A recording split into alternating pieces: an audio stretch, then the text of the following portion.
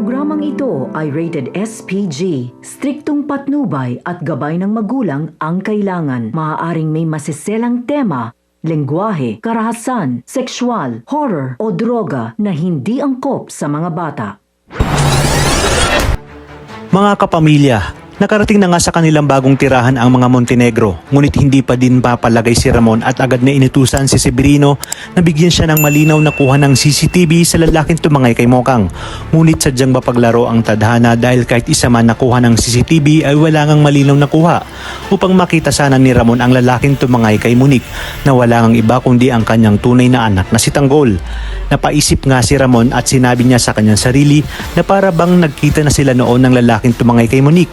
Sinabi din ni Ramon na sa oras na magkita niya ang lalaking tumangay dito ay sisiguraduhin niya ang pagbabayarin niya ito sa ginawa nito sa kanya.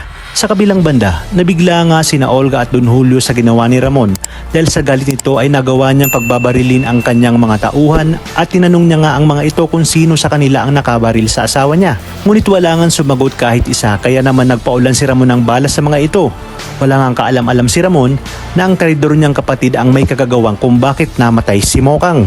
Habang si David naman ay nangangatog na sa takot dahil sa nakita niya kung paano magalit nga itong si Ramon. Batid kasi niya na kapag nakita na ni Ramon si Tanggol ay malalaman na nga nito ang ginawa nilang katarantaduhan ni Olga at alam din niya na hindi magdadalawang isip si Ramon na siya ay patayin. Kaya naman habang siya ay nasa bagong mansyon ng mga Montenegro ay sinamantala niya na ang pagkakataon para makakuha ng pera. Nang sa gayon umanon magkabukuhan man ay nakakulimbat na siya ng malaking halaga ng pera. Tiwala nga si David na hindi mapapansin ang ginawa niyang pagbawas sa pera ng mga Montenegro. Ang hindi alam ni David na pagdating sa pera ay hindi maiisahan ang mga Montenegro dahil agad na napansin ni Don Julio na mukhang nabawasan ang pera na ipinatago nito kay Olga. Wala ang ibang inisip si Olga na pwedeng kumuha sa pera na kanyang itinago kundi si David dahil alam niya ngang gahaman ito sa pera. Samantala nakabalik na nga ng presinto si Rigor at Mando mula sa kanilang pag-iimbestiga kay Tanggol. Dito nga ay sinabi ni Rigor kay Colonel Suarez ang lahat ng kanyang pagdududa kay Chef Espinas. Ayon sa kanya, si Espinas umano ang bumaril sa kanila nung nakaraan nilang engkwentro at nagbanggit ng pangalang Tanggol. Dagdag pa ni Rigor na may hindi magandang nangyayari sa ilalim ng pamamalakad ni Espinas. Ngunit inalamahan naman ito ni Colonel Suarez at sinabi niyang kilalang kilala niya umano si Espinas at isa itong matuwid na alagad ng batas. Iginiit pa ni Colonel Suarez kay Rigor na itigil na ang ginagawang pag-iimbestiga dahil nakita naman umano ni Rigor si Tanggol na nasa loob na ng bilangguan.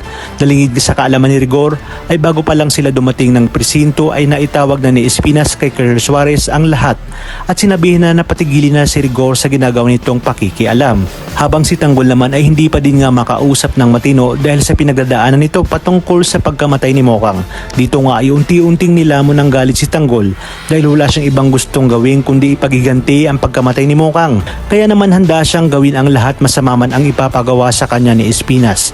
Agad niyang tatanggapin ito para lang makakuha muli siya ng pagkakataong makalabas-masok sa loob ng kulungan nang sa gayon ito ang gagamitin niya upang balikan ang asawa ni Mokang dahil batid niyang ito ang nakabaril kay Mokang at nakapatay. Ngunit ano kayang gagawin ni Tanggol sa oras na malaman niyang ang taong napangasawa ni Mokang na pinaghihinalaan niya nakapatay dito ay ang kanyang tunay na ama? Kaya naman kapamilya, pakatutukan natin ang mas kapanapanabik na tagpo dito lang sa pambansang teleserye ng Sambayanan, ang FPJ's Batang Quiapo.